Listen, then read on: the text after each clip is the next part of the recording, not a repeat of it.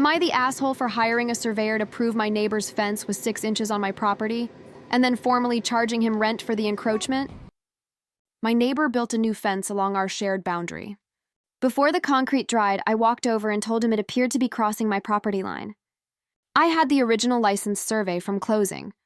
He told me I was wrong, went back inside, and over the next 3 days poured the concrete, mounted the panels, and planted a hedge. I watched every bit of it from my kitchen window. I want to be honest about how this started. I didn't go looking for a fight. My neighbor Marcus had installed a new fence about 18 months after I moved in, and when he did, something about the line didn't look right to me.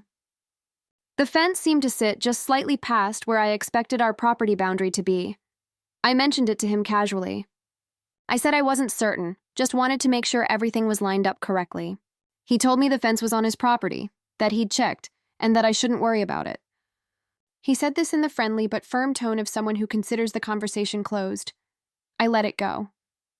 For about 8 months, I let it go. Then I needed to plant a garden bed along that side of my yard. When I started measuring out the space, something still felt off. I looked at my property deed. Then I looked at the county assessor's parcel map online. Then I looked at the fence again. I hired a surveyor. The survey took 3 hours. The surveyor was methodical and thorough.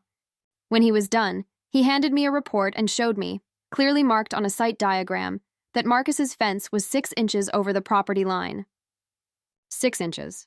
Across the full 38-foot length of the shared boundary line, that is 19 square feet of my property, enclosed by his fence, inside his yard.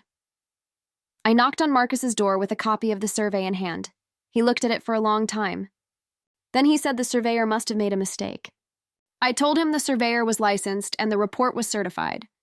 He said he'd need to do his own survey. I said that was completely his right.